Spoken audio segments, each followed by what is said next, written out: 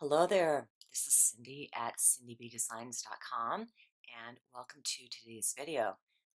We are making this beautiful card here using MFT stamps, and I lost the very beginning of this video where I went through the product list, unfortunately, so this is actually the very end when I decided to add that little stable accent over on the right hand side, since I forgot to do it during the video. So let's go ahead and get started here. And it looks like I didn't lose the first part of the video, so we're going to walk through this real quick. That's a piece of Tim Holtz Watercolor Card Stock. Underneath that is Stampin' Up! Pool Party that I did swap out to MFT Berrylicious at the last moment. Still a great cardstock underneath there. I have a variety of mini cube distressings, which I will be bringing up to the screen to you really quick, but I have to keep ahead of this voiceover real fast because there's a really ugly picture of me looking right into the MISTI, my reflection, and I absolutely cannot have that. I'll be using peacock feathers. I'm dropping in some mustard seed with carved pumpkin, spice marmalade, peeled paint, cracked pistachio, and ripe persimmon ink for my stamp sets. I'm going to be using all MFT stamp sets of jumbo abstract art, watercolor backdrops, dandelion wishes, and I'm going to do an inlay technique with the Hello Beautiful Die-Namics. I'm going to be using a squirt bottle, and right underneath that is going to be Stampin' Up! Perpetual Birthday Calendar. And I'll be using that blob right down there at the very bottom, as well as my full-size MISTI. So we're going to be inking up our images using the distressings with water for kind of a faux watercoloring technique. The embossing that you saw at the very beginning, that was wow, opaque, bright white, super fine. And with that kind of image that you saw embossed, the dandelion in the background, you want something super fine to make that image just really jump out at you with all the colors that we are going to be using. So I'm going to start pulling off these stamps and speed it up a little bit to get through this. Okay, I'm pulling out the stamps. I haven't used those before, so I'm just kind of wiping out that manufacturer's goo that comes on there. Using an eraser also works.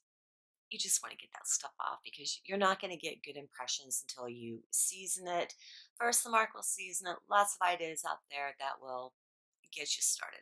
I'm working on the smooth side, and I'm positioning my stamps. I'm going to ink up each stamp with 2 colors of distressing. And with this one is going to be peacock feathers and peeled paint. And I'm just going to tap it onto the back of the stamp. Kind of random here, there, a little bit everywhere. You're going to see several changes throughout this that I'm going to go ahead and edit out. I'm basically doing the same thing over and over again because I don't like the way that it turns out, that I'm going to make this as smooth as possible.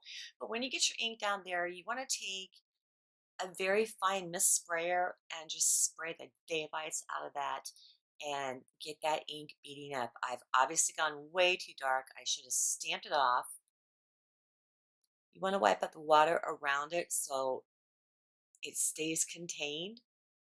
And when you press it down, I haven't had any problems with it squirting out or anything like that, but once you pull it up like that, that to me was not the look I was going after. It was way too dark.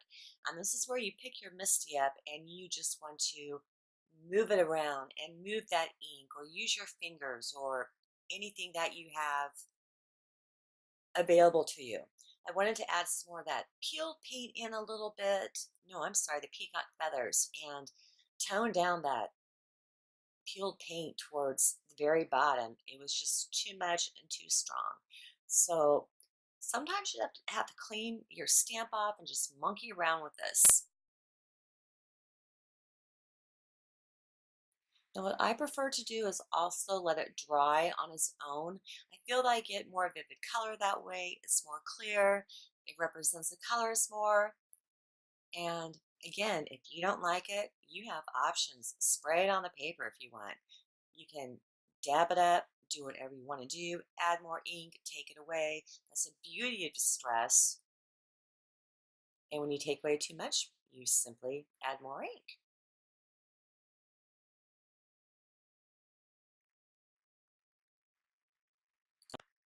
Now I am positioning my second stamp over towards the left-hand side of the Tim Holtz watercolor cardstock on the smooth side. And I'm just going to line that up, and with this, I'm going to throw on some, from the end result of the card, it looks like some twisted citron and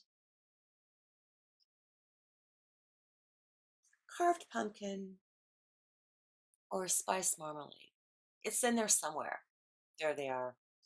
I'm glad I took that extra time to have a blank spot there so I could get the names right for you. So I'm just going to dab this on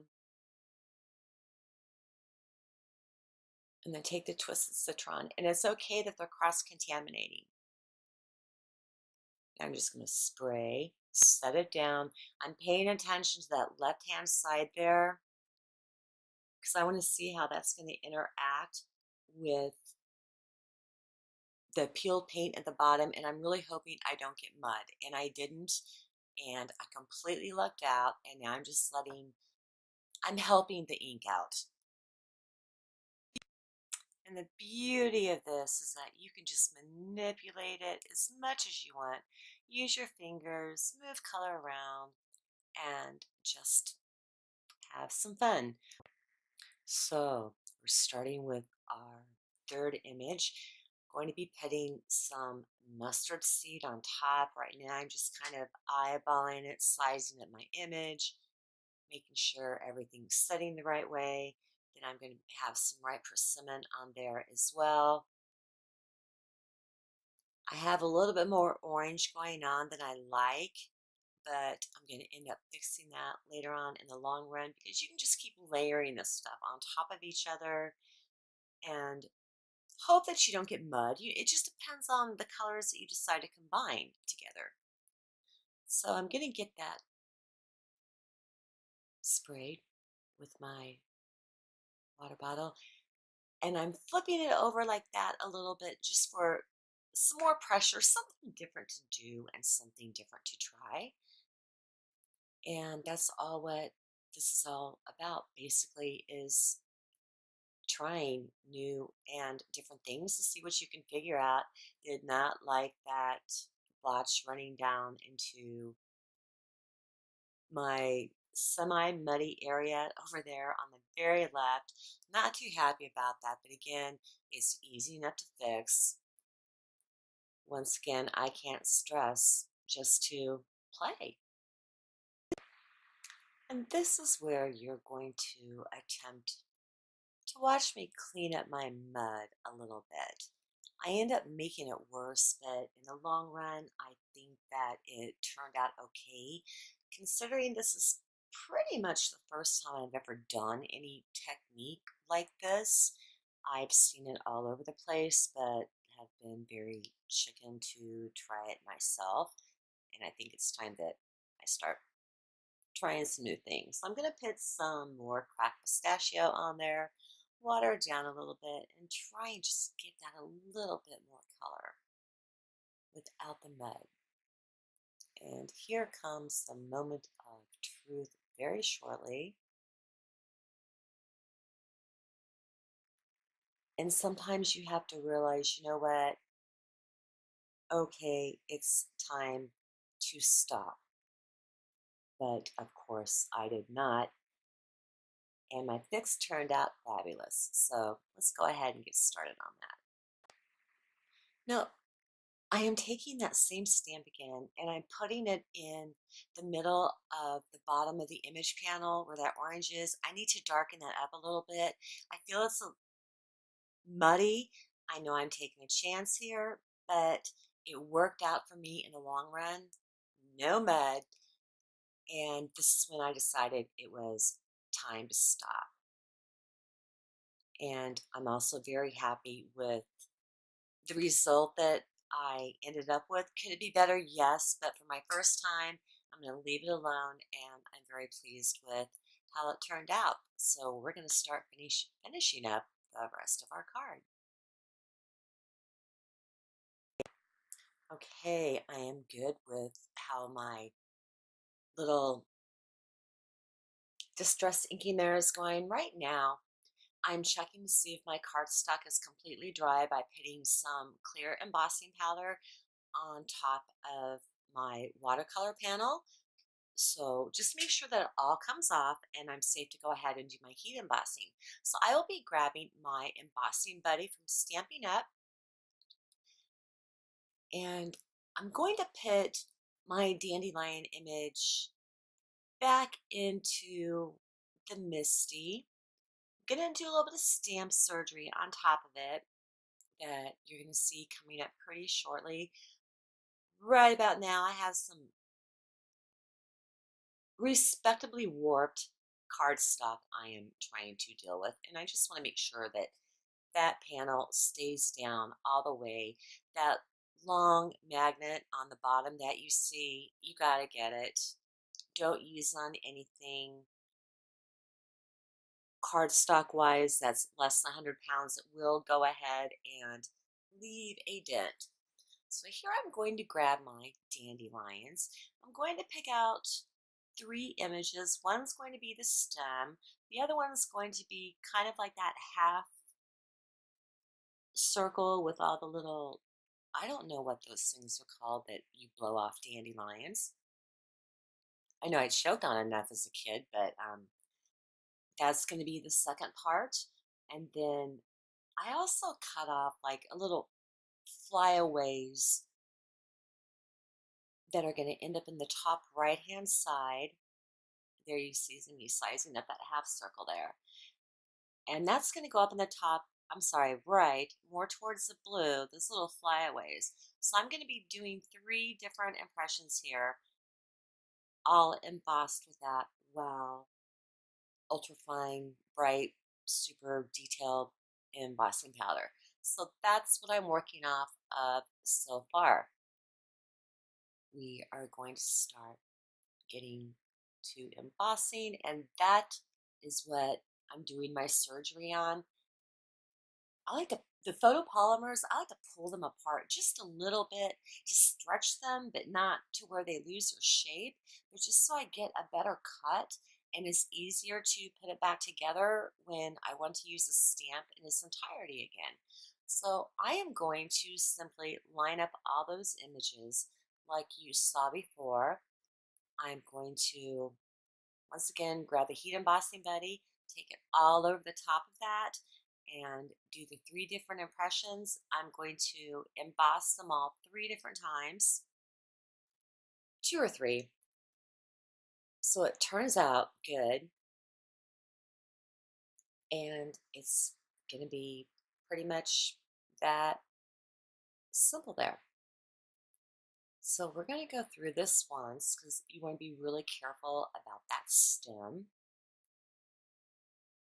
And remember at the bottom there, you do have a little bit of wiggle room because we are going to be doing an inlay technique underneath where you see the distress. Ink smushing would also be a great technique to use for this card as well. Got the coffee filter, grabbing the powder, going to dump it over, heat emboss it. I'm going to do the exact same thing for the other 2 and line them up that you saw me do previously. If you have any leftovers, grab that paintbrush and get it off, tap it off, wipe it off, let that heat gun get good and hot, and start your heat embossing. I do that a lot too. I'll grab my heat tool and just emboss off the powder and let it go flying everywhere. But at least my desk is clean, or a portion of it is. So you can see how beautiful that embossing powder is, how bright, how shiny it is, and I highly recommend it. Okay, I have all of my images heat embossed there.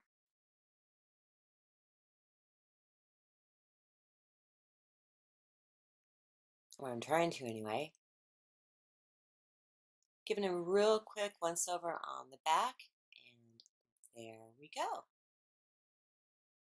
Think we're looking pretty good. Now, steel gray, MFT, that's their mixables. I use it on everything.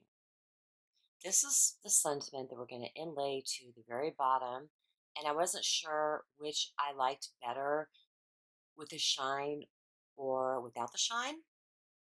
So I went ahead and die cut it both ways to let you know how it looks.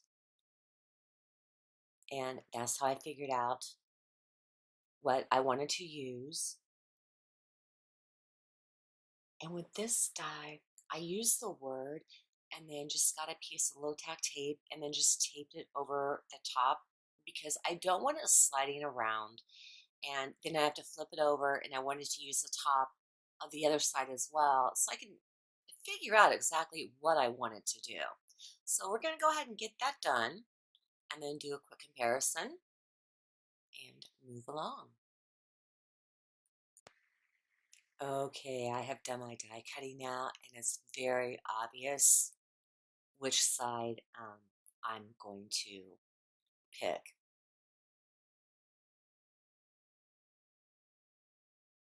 I believe that is the plain side. That's the plain side. The other side was the, I'm going to call it sparkle paper, but it has the sheer shimmer mist on it. I much prefer just the plain steel gray side. And I think that you will too once, well, you've seen the beginning of the card or the finished product at the beginning of the video. So I think that you'll prefer that as well. I'm going to get everything cut out. I'm going to get ready to get this inlaid, and we are going to go over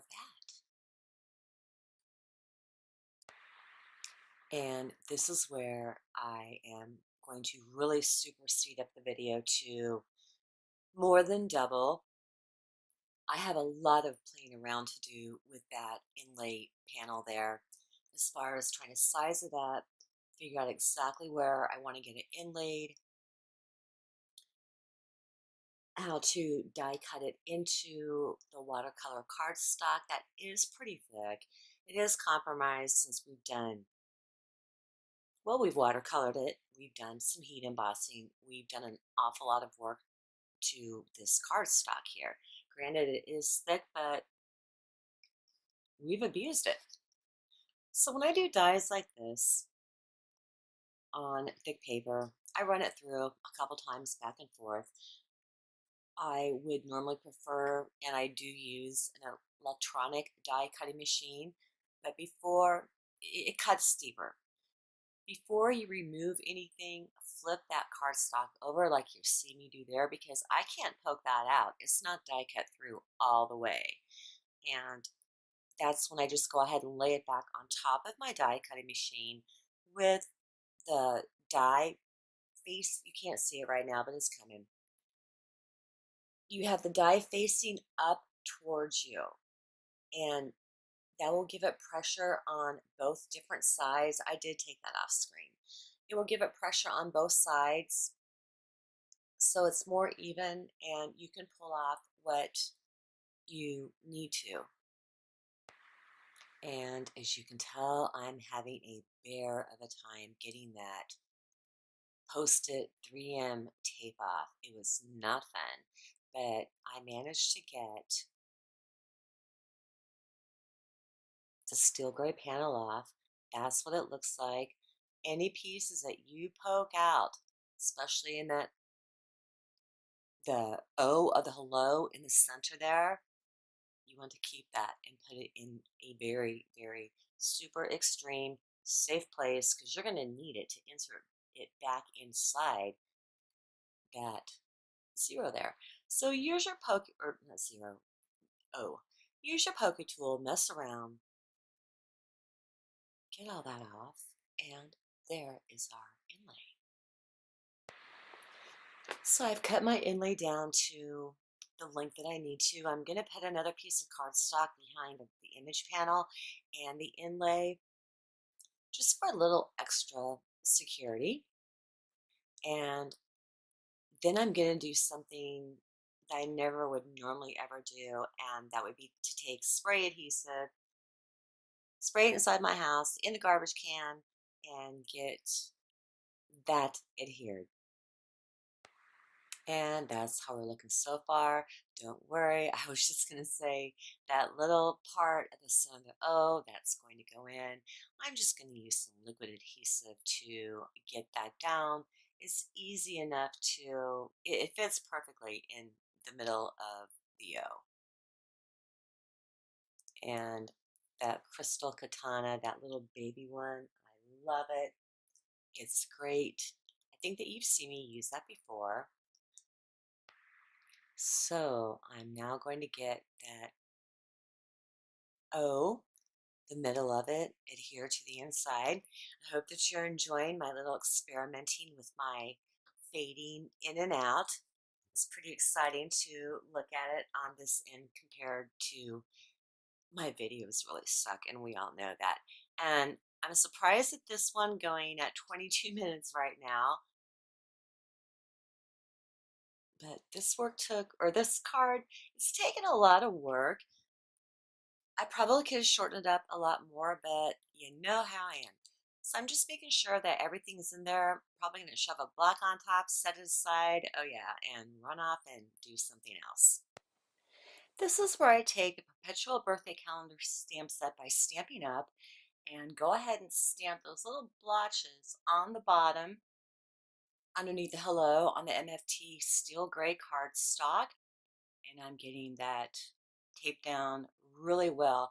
An inlay technique is basically, if you look at the hello up there, it's flush, and it's flush with my card. And that's all an inlay technique is having another element of your card incorporate itself flush and flat onto your main panel there. You can see the splotches I stamped in Versamark, gave it just some nice, subtle, I'm not going to say color, but a detail that that card needed. I'm adhering on some white fun foam to the back of the Tim Holtz Watercolor Card Stock. Didn't size it up very well, so I'm just sneaking underneath there with my pair of scissors. And it's kind of like wrapping paper a little bit, to where if you just kind of like go up them, it'll go ahead and come off. Didn't come off enough. Luckily, I did go ahead and use the tear and tape that I was speaking about in my other videos, and it was easy enough to get off, and I just cut off what I needed to. And I'm going to tear off the back of the strips and get them adhered to the back of my image panel. But before that time, we have some thick white baker's twine from Stampin' Up! To wrap around. So this is where I'm going to start moving a little bit fast again. As far as speeding the video up, I'm taking the end of my Stampin' Up! Thick Whisper White Baker's Twine. That's a mouthful. I'm going to wrap it around the bottom of that panel a few times, and then end up tying it into a bow that's going to end up over on about a third of the way from the right hand side of the card. I'm going to take a Tim Holtz tiny attacher, and like you saw at the beginning of the video, I am going to I'm going to take two of those tiny staples and put an X over towards the right end of the card as well. So I'm going to go ahead and get this bow finished up, and once again show you the end result of the card.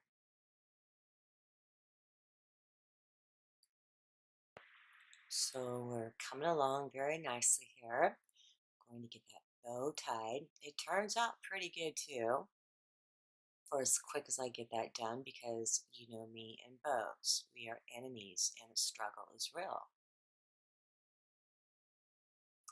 I always like to put a glue dot underneath the knot of anything I tie, just for a little extra security. Zoom it out here, and I'm going to pull off the rest of that tear and tape. I'm going to go ahead and pop it onto our Berrylicious cardstock by Stampin' Up. And this is your basic standard A2 size side folding card. It's 4.5 across by 5, 4.25 across by 5.5 down. And we are done, except for the staples. So thank you so much for stopping by to visit me today. God bless, and I'll see you in the next video. Please hit like and subscribe.